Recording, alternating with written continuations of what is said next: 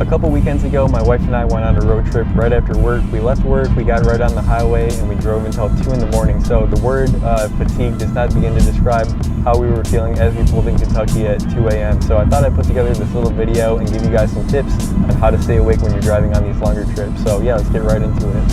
Alright, so the number one go-to for most people is obviously caffeine. Caffeine is a stimulant drug that increases your reaction time and your alertness.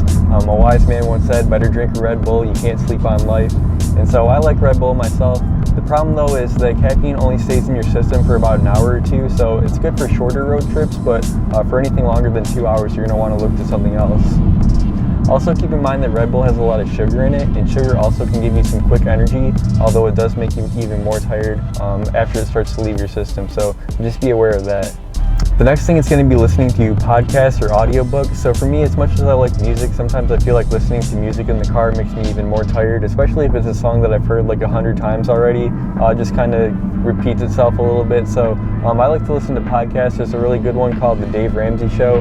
Some of you may have heard of him, but basically it's about personal finance. I know that may not sound like the most exciting topic in the world, but for me it really helps me stay awake, and Dave Ramsey is a great personality. The way that he talks and the way that he explains stuff just makes you think a lot, and that helps me stay awake while I'm in the car for a while.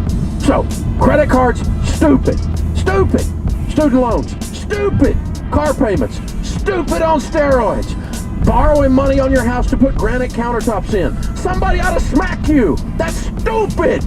Another really simple thing that you can do to stay alert is to just crack open your window a little bit like that and let some cool air into the car. So it turns out that we actually have a hard time falling asleep when we're uncomfortable. So something like opening that window or turning on the air conditioning to make yourself just uncomfortable enough that you stay awake. So a lot of times on these longer drives we have the car nice and toasty warm, and it actually creates ideal conditions for falling asleep. So just be really careful of that.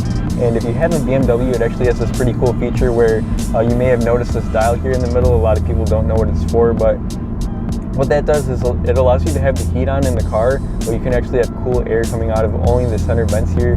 That way your passengers can stay warm, but you can have the cold air blowing on your face, and that helps keep you alert while you're driving. For me, one of the most important things when it comes to staying awake and staying alert is to just pull over every once in a while and just stretch out and get a little bit of exercise. I find that really helps get the blood flowing in my body. I just feel a lot more awake and refreshed when I just stop driving. You know, you're sitting in the car here for 8 hours just staring down at the road. It just wears you out mentally and physically. So just pulling over every so often to just stretch out is really helpful for me.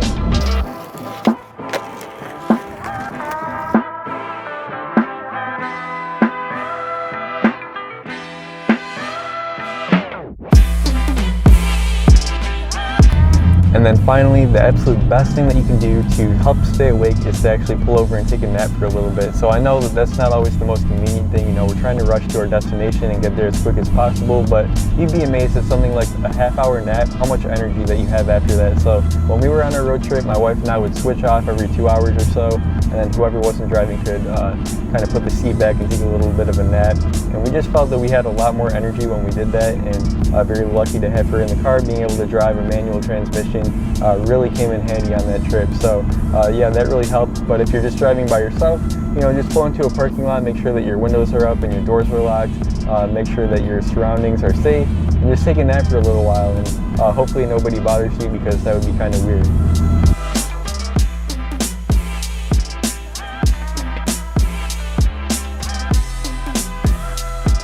Alright guys, thank you so much for watching. As always, if you enjoyed the video, please just give me a big thumbs up. I really appreciate that. Also, if you have any tips of your own for staying awake while driving, I'm really interested to know those, so be sure to leave a comment down below. I'm really interested if there's any truck drivers who are watching this.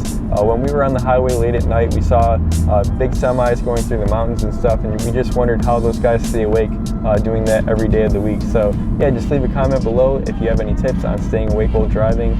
Thanks for watching, and I'll see you guys in the next one. Chooky Beat.